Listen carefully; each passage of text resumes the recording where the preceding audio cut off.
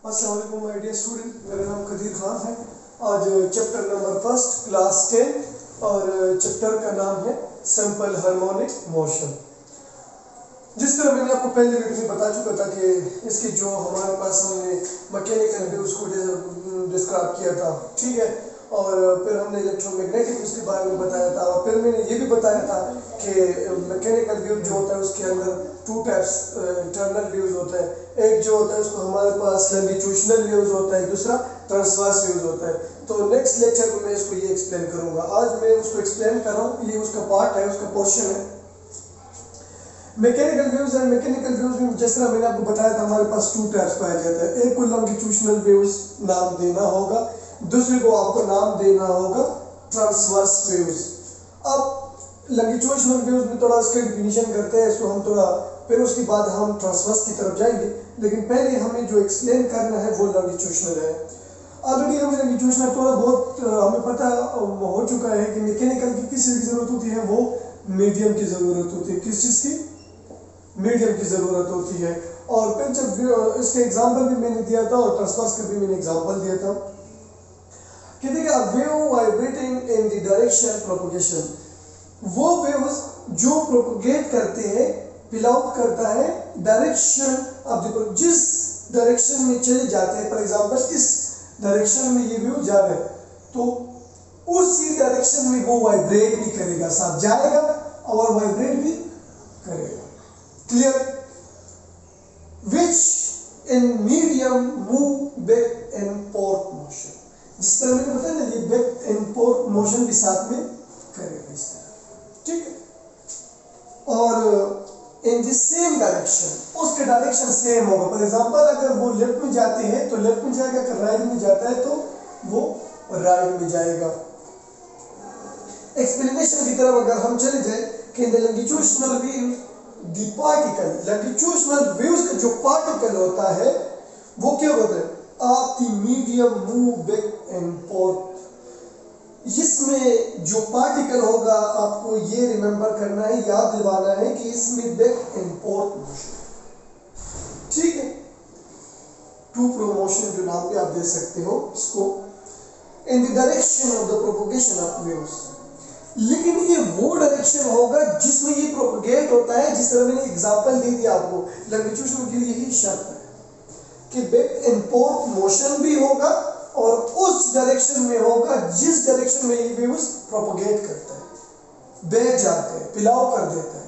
अगर वो राइट पे या अप पे या डाउन पे या लेफ्ट राइट जिस पे भी जाता है, उसके साथ शर्त यह है कि बैक एंड फोर्थ मोशन भी होगा along the direction of propagation, और उस डायरेक्शन में ये प्रोपगेट भी करेगा। Result clear? इसके बाद हमारे पास ये लास्ट क्वेश्चन है उसका, ट्रांसवर्स वेव्स। ट्रांसवर्स वेव्स क्या होता है? जिस तरह आपने नाम सुना है, transverse waves are waves in which the medium more angles to direction of the waves. अगर ये भूल जाए तो easy definition, in this case of the transverse wave the vibratory motion of the particle. जो पार्टिकल का vibratory motion है, जो जिस पार्टिकल का ऑफ द मीडियम इज, ये परपेंडिकुलर होगा हमेशा के लिए to the direction of the waves.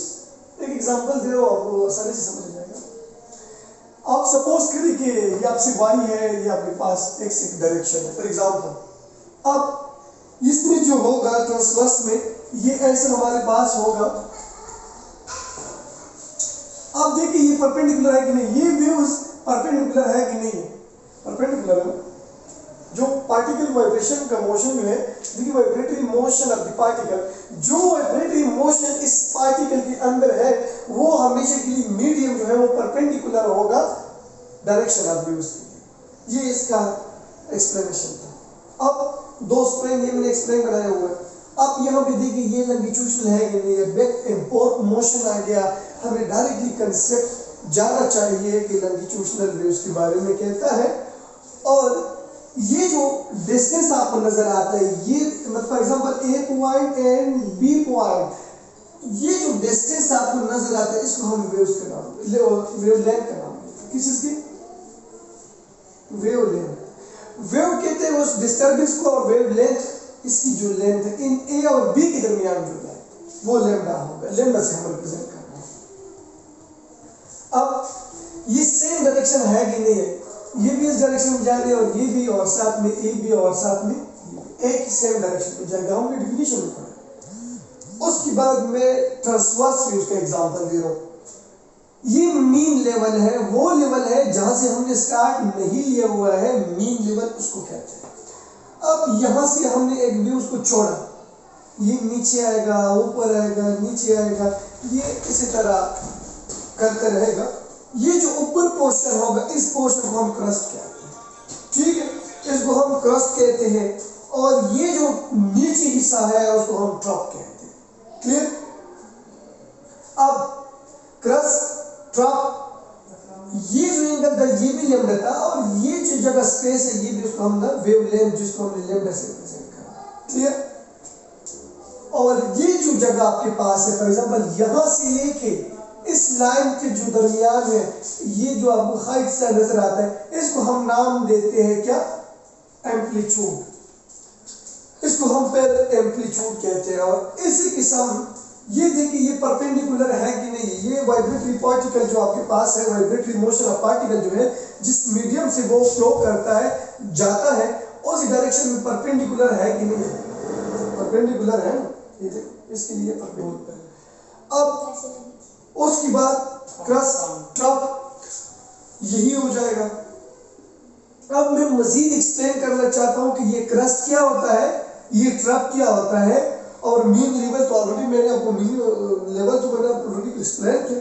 Amplitude क्या होता है, इन 4-5 चीजों को मैं जरा एक्सप्लेन करना चाहता हूँ। ये टोटल 6 चीज ही है, इसके अंदर और भी जो कुछ आ जाए वो भी मैं एक्सप्लेन करूंगा। खैर, स्प्रिंग को अगर आप देखें, इसको जब आप फोर्स लगाते हो तो इसके अंदर क्या हो जाता है? कंप्रेशन, कंप्रेस हो जाता है। इसकी डिफिनीशन ये है कि कोई आपसे पूछे कि कंप्रेशन का काम क्या होता है, कंप्रेशन का काम है where a particle are close to each other,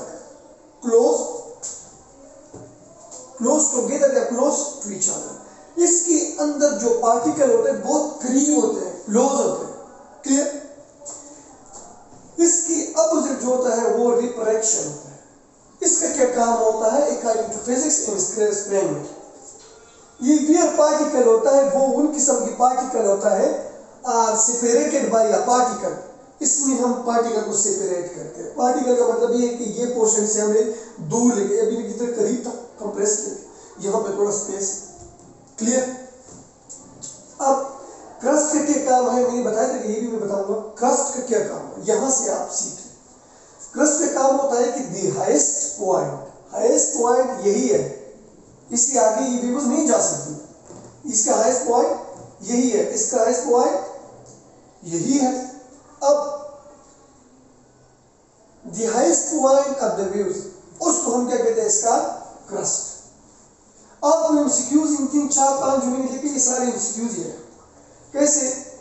कोई आपसे पूछ सकता है कि क्रस्ट कौन सा पॉइंट है, वहां के आपको लोवेस्ट देगा, लोवेस्ट भी दिया होगा, आपकी हाईएस्ट भी दिया होगा, नन ऑफ दीज भी ऑप्शन हो सकता है। तो आपको must be a choice for which one? Highest. Crust की ये ऊपर होता है, नशीब और फराज भी जिसको उर्दू में कह सकते हैं। ट्रप क्या होता है कि द लोवेस्ट पॉइंट ये अगर आएगा तो यहाँ आएगा, अगर आएगा तो यहाँ आएगा।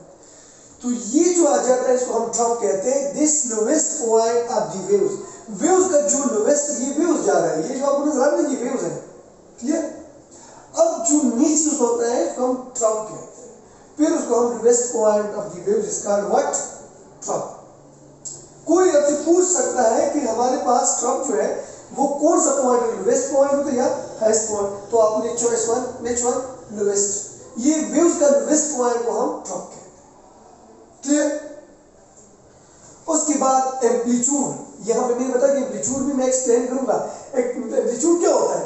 ये आपने देखा होगा ट्रप एंड क्रस्ट, इसके दरमियान कुछ न कुछ जो हाइट आपको नजर आता है, इस हाइट को हम इस मामले में नाम देंगे, इस पोर्शन को हमें नाम देना है एम्पलीट्यूड। क्लियर? एम्पलीट्यूड कहते हैं किसी को कि maximum distance, the maximum distance. Clear? ये जो मैक्सिमम डिस्टेंस नजर आता है आपको, उसको हम क्या कहते हैं, फ्रॉम दी मेन पोजीशन से, मेन पोजीशन से। उसको फिर हमें क्या नाम देना है, एम्पलीट्यूड देना है। उसके बाद ये जो आपको नजर आता है टाइम पीरियड, किस टाइम की वजह से ये फ्लो भी तो करेगा, ठीक है, जाएगा, टाइम खर्च करेगा, उस टाइम को हम क्या कहते हैं, टाइम पीरियड। कि the time taken by one wave, जो कंप्लीट करता है, it is one cycle. Time period का मतलब ये है कि 1 सेकेंड में जितना ये साइकिल पूरा कर देता है, इन फॉर एग्जांपल 1 सेकेंड में यहां तक उस आ गया, फिर उस 1 सेकेंड में यहाँ एक साइकिल उसने यहां तक कंप्लीट किया, फॉर एग्जांपल। क्लियर? जब यहां पे आ जाएगा तो ये साइकिल हो जाएगा, क्योंकि कैसे हो जाएगा, ये आधा पोर्शन ये ऊपर वाला हो गया और आधा पोर्शन ये हो गया, तो ये कंप्लीट 360 डिग्री। क्लियर? तो टाइम पीरियड वन, जो हमारे पास time taken by one view, जो हमारे पास के कंप्लीट एक साइकिल जितना टाइम में पूरा करे, उसको हम क्या कहते हैं, टाइम पीरियड कहते हैं। और इसके बाद मैं रिपीट करना चाहता हूँ, आज हमारा टॉपिक भी व्यूज था, इसके पहले भी एक टॉपिक ऑलरेडी हो चुका है, और हमने ये भी पढ़ा कि मैकेनिकल व्यूज होता है, और मैकेनिकल व्यूज के अंदर हमारे पास फिर 2 टाइप्स के होते हैं, एक लॉन्गिट्यूडनल व्यूज होता है, एक ट्रांसवर्स व्यूज होता है। और लॉन्गिट्यूडनल व्यूज के लिए क्या होता है, बैक एंड फोर्थ मोशन होना जरूरी है, और हमने ये भी बताया था कि जिस डायरेक्शन में ये मीडियम का जो पार्टिकल होता है मोशन करता है, उस डायरेक्शन में क्या हो जाता है, प्रोपोगेट भी हो जाते हैं उसमें उसको ना। और उसके बाद हमने ये भी पढ़ा कि हमारे पास ट्रांसवर्स व्यूज होता है। ट्रांसवर्स व्यूज में आपको दिया होता कि ये परपेंडिकुलर होता है हमेशा के लिए, क्या कि the waves in which the medium more angle to this direction of the waves. ठीक है, ये डिफिनेशन ये भी आप सीख सकते हो। उसके बाद मैंने कंप्रेस भी आपको बता दिया कि क्या होता है, इसमें पार्टिकल एक दूसरे के करीब हो जाते हैं, और रिफ्लेक्शन में हमारे पास पार्टिकल एक दूसरे से दूर चला जाता है। ठीक है, और क्रस्ट में हमारे पास क्या होता है, ये highest point of the waves का होता है। ठीक है, और ये जो ट्रफ होता है आपके पास, ट्रफ हमारे पास the lowest point of the waves होता है। एम्पलीट्यूड क्या होता है, जो maximum distance from the mean position से जो होता है उसको हम कहते हैं। टाइम पीरियड क्या होता है, वो टाइम आपको कंसीडर करना होगा जिस टाइम में एक वेव कंप्लीट चक्कर कंप्लीट करे, 360 degree around about of that, इसका व्हाट एम्पलीट्यूड आप कह सकते हैं। और मिलते हैं इंशाल्लाह नेक्स्ट वीडियो में। और यहाँ तक हमने जो कोर्स पढ़ना था वो हमने कर दिया। ठीक है, उसके बाद हम मिलते हैं नेक्स्ट वीडियो में। सही।